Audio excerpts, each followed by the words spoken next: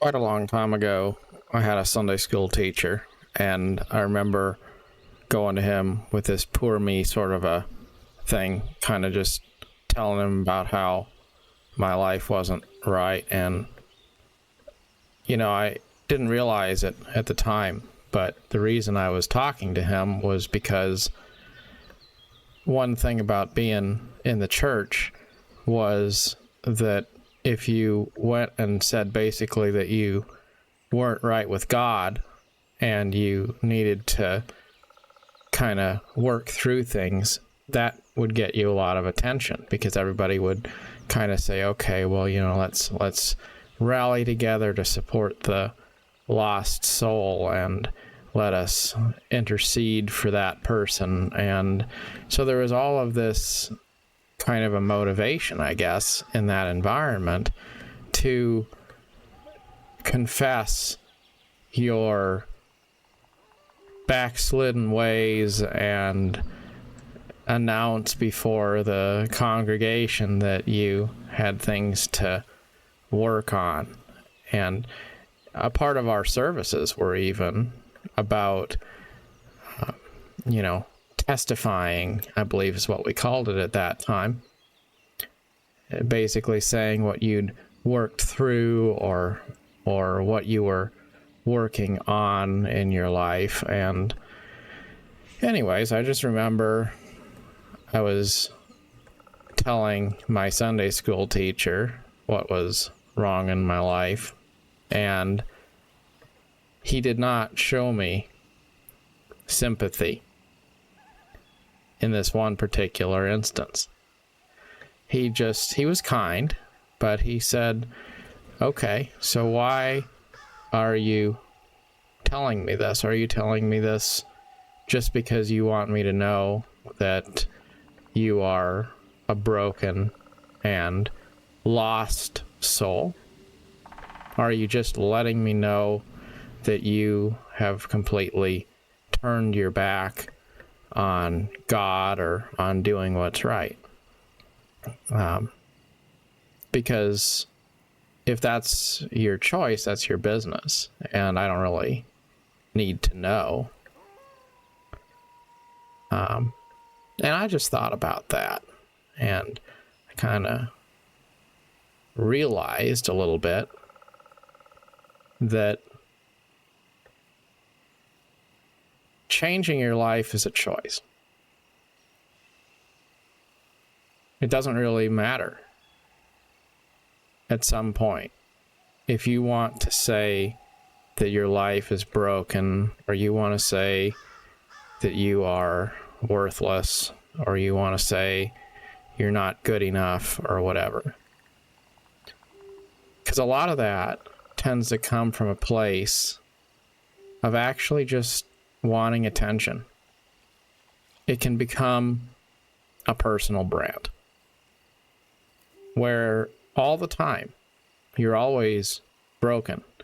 You're always working through something. You're always telling people about how worthless you are, or how you're not good enough. And the truth is, it's not because you believe that. It's because you have been trained that if you tell people that you're worthless, they will say, oh, well, no, you're not. You tell people you're ugly, they'll say, oh, you're not ugly, you're beautiful, you're handsome, whatever, right? So people start doing things just to get attention. We see that in social media a lot, where people will say all sorts of crazy stuff, and it's not really what they believe.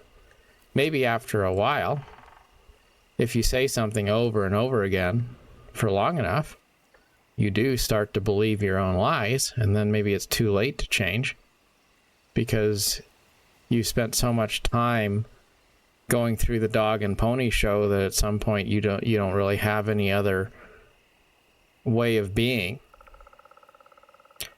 But the truth is that if you don't value your life, if you really think that you're worthless, why would you tell anybody about that? Like the fact that you are drawing attention to it, the fact that you're going out of your way to try to get other people's feedback about how broken your life is proof that you don't really believe that. It's just your brand. That's just what you're saying because you have learned, probably, that if you complain, it'll get a reaction from other people. And that's a toxic way of being. Now, it does also potentially limit the quality of life you will have. But it's also something which will potentially have a negative impact in other people's lives.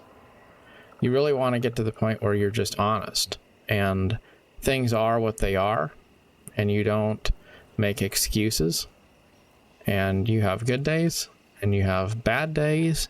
Sometimes you believe in yourself, sometimes you feel like doubting yourself, and yet you get away from that tendency to be an excuse-driven, complaining person, whether that's complaining about the life you've been given or complaining about your circumstances or even complaining about your own self. Being down on yourself is really not any different than being down on life. You can complain about the life you've been given. You can complain about other people.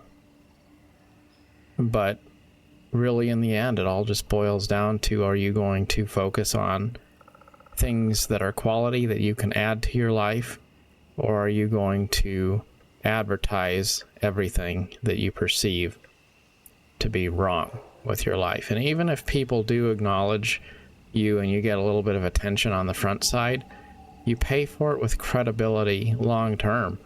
And people who complain a lot and are always finding fault with themselves and others, eventually it just gets tuned out. Eventually it stops mattering, because you can say that you're having a crisis today and maybe somebody will feel sorry for you. And if you say you have a crisis every day and a decade goes by, well, no, it's just your lifestyle. That's just what you want to do. That's your branding. And at some point, people just want to unsubscribe from that. So don't be a negative person.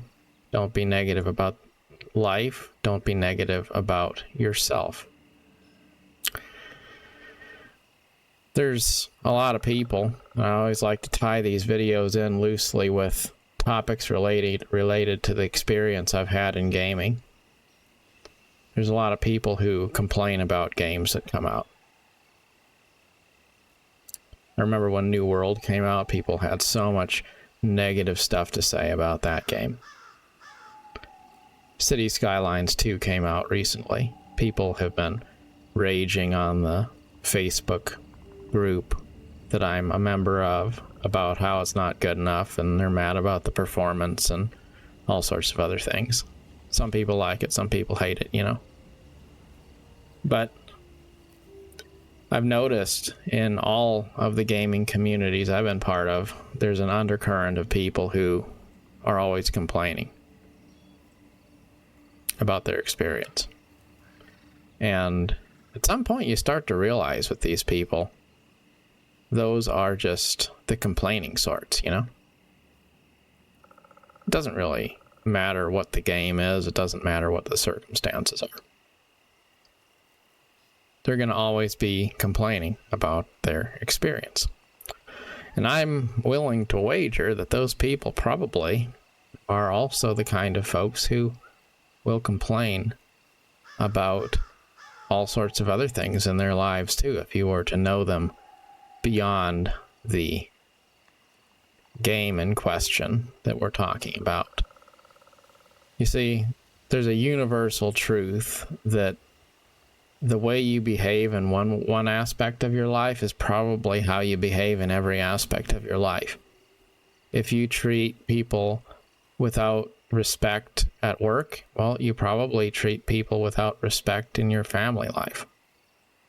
If you allow people to disrespect you in your relationships privately, then you probably will allow them to walk all over you in, maybe a work situation. It's not like there's really this barrier where you can have a toxic element that you allow to persist in your life in one area of your life, and it doesn't bleed out across other categories into other things. So that's why it's so important to start working on yourself and address those things, because the truth is we have time to be patient in life, but we don't have time to waste on our own personal demons or other people's personal demons. It's kind of like that game with bad performance. If it's really that bad, well, there's so many hundreds of games in the Steam library. Why would I spend time raging about the one that's not good enough? So if something is not good enough in your life, do something about it. And otherwise, buck up and figure out how to find peace in your life, because it really is a lot simpler than it sounds. It's just a matter of acknowledging that you're done making excuses. You're done being down on yourself and down on others, and you're going to make the most of every experience that you allow in your life. As always, wherever you find yourself on your journey, best of luck to you, and till next time, thank you for watching.